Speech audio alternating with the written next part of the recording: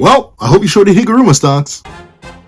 What's up, guys? I'm Pencil here, and here we are to do a quick review of chapter 247 of Jujutsu Kaisen, which is known as 247, the decisive battle in the uninhabited demon infested Shinjuku, part 19. It's actually going to take longer and longer to say that name because the numbers are just going to get bigger. It's going to keep getting bigger because game will never make a new chapter. But regardless, let's not waste any more time and let's hop right into it. Editing me, ready? 3, 2, 1, go.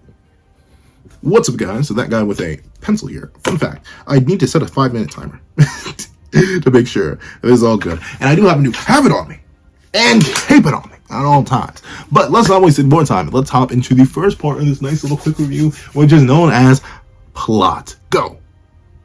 All right, nothing happens this chapter. You think I'm kidding? You really think? I mean, like, in terms of progress towards getting past, nothing happens this chapter. But oh wait, Higuruma got. Now, I've been hearing different things. A lot of people think Higuruma's still alive. I don't think so. I mean, like, I'm not mad if he is, but I don't think he is. The main reason I say this is because look at the conversation they have here. Curse is getting stronger post-mortem. I wouldn't call it impossible. If anything, I'd say that would match our general understanding of curses more accurately. So, like, if they're talking about post-mortem cursed energy, if we see Higuruma literally get torn to pieces, if we see the reference to the you've got it from here, we see the parallel, we see Higuruma finally look him in the eyes, we see I've done what I can. Like, personally, I think Higuruma's cooked. I wouldn't be mad if he isn't, if he like RCTs through this or something, but I don't know. I'm leaning more towards the camp that Higuruma's cooked, and that's mainly the only plot progression that happens here. Notably, Itadori Yuji takes damage here, but like, oh no, Itadori Yuji took damage from Roman Sugata. The plot, it's progressing so much. Like, in terms of like characters changing position, the main thing is Higuruma's end here, and ultimately that's fine. Once again, we are sort of in a battle heavy era right now. Obviously the past 19 chapters have been named the same thing. Well, not the past 19, but the past couple chapters have been named the same thing because this is the gauntlet against Sukuna. So I'm not going to get mad at this chapter for not having much plot progression, considering how much plot progression can you really have. You could argue that like maybe more characters should have shown up, but I do think ultimately the 1v2 in Sukuna versus Itadori Yuji and Higuruma Hiromi is kind of necessary, just based on the fact that these two characters are the main ones who have any sort of interactions with each other. Higuruma, due to the nature of the 1-1 time skip being glazed over for the most part, kind of has no real connections with any other character, so ultimately him falling with Itadori Yuji here on a plot standpoint makes sense. And now you can kind of start rolling in more characters. Characters like Maki who have been missing, characters like Yuta who have been missing, characters like Kenny who have been missing. Maybe you pull Kenny and Yuta together. But like, in terms of plot-wise, I get why not too much happens. It is very much a, okay, we're going to continue the fight against Sukuna, and we're going to remove a character who got hyped like Gojo. Because, of course, we're going to remove a character who got hyped like Gojo, because if you're ever getting hyped like Gojo, you are going to go. But with that being the case, I do think overall the plot kind of does need a little bit of progression at this point, which could be brought upon the end of this, which doesn't just off Higuruma, but does show Itadori Yuji going in for a pokey poke on the King of Curses himself. Now, the question is, how much plot progression we really getting out of this one? I'm leaning towards the fact that we're probably using this as a way to get the Executioner's Blade off the table. Whether it be the fact that post-mortem cursed energy or post-mortem curses is just not a thing and the sword disappears as Itadori goes to pierce into Sukuna, whether it be that Sukuna simply dodges the blade, chops off Itadori's hand, grabs his fist, and then throws the blade halfway across the city, ultimately telling Itadori to go fetch it before it fades away, and or it just doesn't work because the blade only works in Higuruma's hands, not anybody else's hands.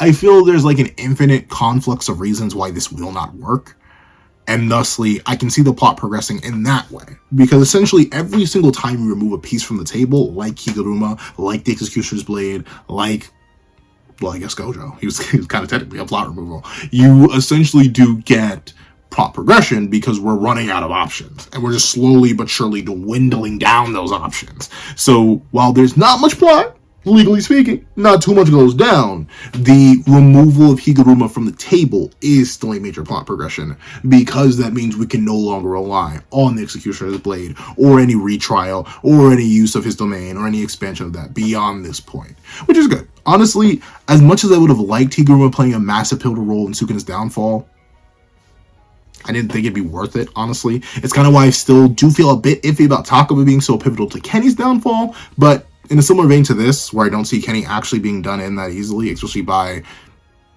a side character, two side characters. No offense to you, he's not really an MC. He's been a side character for a while now. Just as I don't see Kenny being done in by two side characters, we're not getting a proper interaction with Itadori before he goes. Same thing with Sukuna here. I don't see Higuruma being so important and so pivotal to Sukuna's downfall that this ends up piercing him, even with the extra finger as a backup plot mechanic to bring Sukuna back just in case he were to actually fall here. But of course, that runs me out of my first 5 minutes. So let's move on to the next 5 minutes, characters. I love this chapter on a character front. Once again, Sukuna is he's just such a silly guy, though admittedly the silly guyness is so contrasted by the not so silly guyness. Like, you see him open up all cheesy and all happy, like, oh wow, this guy's even on my level in terms of adaptation and adaptability. But then he immediately just gets bored, and you see him immediately start insulting Yuji Itadori, losing all mirth, all interest, all everything. And then you see him go one-to-one with Higuruma here, again bobbing and weaving, only to smile directly in Higuruma's face as he sucker punches him, and smile again when he goes to use an amp dismantle, only to immediately be disappointed once again as he simply tells Higuruma to heal himself. I guess it kind of just is a dichotomy, considering he's making everybody die. But with that being the case, the two sides of Sukuna are always interesting to see, considering how sporadic they are. Once again, he goes from happy to bored, to happy again, to bored again, to happy again with another smile, to bored again. Well, actually, no, he actually is kind of smiling here, only to be a little bit disregarding, but still with a smile, only to end up bored once again as Higuruma falls so simply to some cleaves. So Sukuna's back and forth, back and forth, back and forth. It is interesting. I am very intrigued to get more and more of Sukuna and get more and more of a lock on his character. That's what I think the extended battle in the Demon-Infested Shinjuku has allowed. It's allowed for more exploration of Sukuna very specifically as a character, whereas before he was kind of more so a calamity, something that came and just wreaked havoc. But the more and more we see, the more we get to appreciate the fact that he is a lover of Jujutsu. He loves his sorcery fights, he loves his Jujutsu Kaisen, and he loves to see people experiment and grow, and he is a kind of a teacher. Once again, a trial by fire sort of teacher. Everyone sharpened his skills against him, but ultimately perished. But seeing the almost reincarnation of the Edo period, of the Heian period, with Sukuna forcing people to sharpen their skills against them, from Higuruma learning RCT to domain amplification, manipulation, all that's fantastic. Obviously, I love the chapter for Higuruma as well. Seeing him steel himself, yet still fall to human pain, human nature, fantastic. Goes to show that Higuruma isn't just this perfect Gary Stu. He's not just learning everything on the fly and is now the most powerful character in the series and now replaces Satoru Gojo. No, he's still a dude that feels pain and is suffering and is going through it, all for what he believes are the injustices that he's wreaked upon the world, and I think that's fantastic. I am happy that he gets to go out very specifically in this way, finally being able to lock eyes with Itadori Yuji one more time, and ultimately, in a way, go out with a smile on his face. Once again, the whole idea of a Jujutsu sorcerer not being able to perish without regrets is something I'm a little bit iffy on, back and forth, back and forth, back and forth, because, like, technically Nobara goes out without regrets, Nanami goes out without regrets. A lot of the characters, when they go with smiles on their faces. Even Gojo Satoru himself went out with a smile on his face. But what I do like about Higuruma is that in the end, what makes him smile isn't the fact that, oh, he did extreme damage to Ryomen Sukuna, oh, he evolved a lot as a sorcerer, oh, this, oh, that. No. It's the fact that in his mind, he got to do the one thing he felt he needed to do. I think I should play my role to its completion and perish in this fight. In his mind, he played his role to the best he could. He did everything. He left it all on the table. He managed to slap it all down there. And with that, he's fully allowing himself to leave his faith, his weapon, his determination, and his hopes in the man he thought he once slighted. The man he ultimately believed he could not look in the eyes once again. He could lock eyes with Itadori Yuji one more time and have faith in him as he left it all behind. I think that's great. I think that's fantastic for Higuruma's character. Unfortunately, I just don't see it going anywhere, though, so you can definitely kind of argue this will be a more hollow end than even Kashimo and Gojo, because at least Kashimo and Gojo forced Sukuna to incarnate. Meanwhile, Higuruma is, I mean, he made Sukuna lose a hand, but overall, that hand will most likely be healed before we know it. And hopefully someone can eat this hand and get a power-up. Yuji? Yuta? Rika? Someone eat this hand. Please. It's a liable thing that is now there. Someone eat it. I'll eat it for darn's sake. 5 fingers right there. Make me 5 fingers level Sukuna. But with that being the case, the final character that doesn't necessarily get too much is Itadori Yuji in this chapter, which is pretty unfortunate. But once again, this kind of isn't his chapter. He's much more there as a garnish and a wrap-up to Higuruma's character. So I'm fine that ultimately he doesn't get to show off too much. The only real character thing he gets is he has blood manipulation. But, like, we've known that for like a hot minute now. Like, that was introduced in like 244. So we've known he has blood manipulation. It's good to see him finally use it, though. But ultimately, on a character front, I'm waiting for more of Itadori Yuji's cooking. Though I will admit, it is nice that he does get reminded of Nanami here. Yet in this case, he does not hesitate and swings forward truly as a Jujutsu sorcerer, as the exception. Man, perfect. I timed that perfect. Now let's go on to the final part, scaling. None of this matters. And once again, we're kind of in a fugue state when it comes to scaling in a similar way we are in a fugue state when it comes to the plot. Higuruma doesn't scale to Sukuna. Itadori Yuji does not scale to Sukuna. Like, if this isn't clear, I don't know what is. Like, we literally see Itadori Yuji get cooked up like a child or a marmot, whatever you want to call him, and just get torn straight apart by a cleave.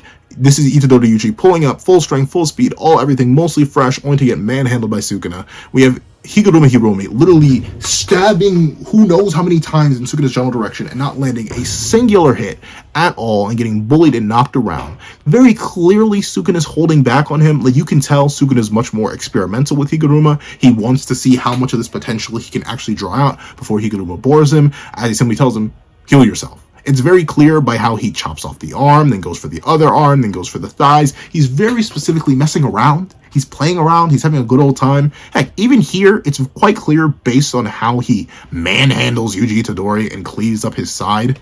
If he wanted Itadori Yuji in cubes, he could have Itadori Yuji in cubes. None of this implies that they at all scale with Sukuna, which is unfortunate for Itadori Yuji because everyone was hoping he would cook quite decently. And a lot of people had Higuruma stocks, but like, I don't know. I think that was a poor investment. If you really put all your money into Higuruma stocks, I think you need to reconsider your investment portfolio before you start investing. You gotta, I mean, I'm still saying put your stocks in Yuji, but like, right now, it's not looking too good. So on a scaling front, no one really hits. The only loose thing you could argue here is that maybe in a roundabout way with a distraction holding Sukuna off, Higuruma was able to catch Sukuna off guard with RCT and the Executioner's Blade to the point where Sukuna thought it would be a better idea to slice off his own hand than move it out of the way. So maybe you can make a very loose argument that Higuruma could have pierced Sukuna's hand if he didn't cut it off. But once again, I think this is kind of just Sukuna playing around. Notably, he just says, nice shot, I suppose. So he's clearly still not going anywhere near all out. He's still very much holding back. And also, he probably just sliced the hand off for dramatic flair. Once again, as far as he knows, there's not a single person here that can actually contest him. And thusly, Gege is kind of just sticking to that metric. Sukuna is just overwhelmingly powerful. He's kind of just the demon. And thusly, no one in the casting crew is going to be able to compare to the demon that is Ryomen Sukuna. He's able to pretty much not even level the playing field, but dominate the entire playing field with his abilities, and he's sticking to that. So on a scaling front, no one really scales. The only thing is, you can argue that the Executioner's Blade would work on Sukuna, considering he does not want to get pierced by it, but oh well. It's almost like that's what the entire plan was built around. Like, we can't even say that Itadori Yuji could damage Sukuna anymore, because we literally see him hit Sukuna with a piercing blood straight on, and or if you think it's Choso, I don't think it's Choso. Choso doesn't appear in this entire chapter. It is Itadori. Itadori does have blood manipulation. Stop looking at me like I'm crazy, even though I am most certainly crazy. But literally, there's not even a mark left from this piercing blood. No damage. Not a lick, not even a taste of damage. So it's impossible, even with special attacks, that Itadori scales. That one jiggle he made Sukuna do a few chapters back clearly just must be an outlier, because there's just no relativity here at all. Not even low end. Like, Maharaga has low end relativity to Gojo because he was actually able to damage him and tag him a couple times, even if Gojo wasn't really off guard for some of those. But like, Izuru, Yuji, and Higuruma, they just have nothing at all. Sukuna's just on an entirely different tier from them, which does make sense, but of course, it makes me wonder how far we're really going to stretch. Sorcerer's growth is non-linear to the point where they can actually do something with Sukuna. The only other scaling stuff that comes from this is that Higuruma does have RCT now, and he does have a very high level domain amplification on the level of Sukuna. But once again, without any direct scaling to Higuruma, it doesn't necessarily change his positioning too much in the verse. His RCT is great, like he can heal his thighs and whole limbs relatively quickly, as we see here. He goes from muscle and sinew to full solid arm, but other than that, there's nothing all too crazy that implies that Higuruma is going to leap up massively in the verse, at least in my opinion. It seems like Higuruma is still a Kashimo victim, most likely still a Akari victim, most likely an Itadori victim, most likely a Yuta victim, most likely... Like, I don't think he's second Gojo. I don't think so. He has the potential to. Maybe if he had trained a bit longer, he could get close to them stat-wise. But just based on this entire interaction, especially if you think Sukuna's stats are uniform across all of his bodies, then it's clear that Higuruma does not scale. And ultimately, Higuruma's scaling leaves him nebulously above or relative to... Well, no, because he got stronger. So nebulously above a cursed energyless Yuji post-Shibuya. So my time is up. Unfortunately, I must call it quits here. But ultimately, even with all that being said, with the lack of plot progression, the entire focus on Higuruma and Sukuna as characters throughout this chapter, and overall no one scaling anywhere,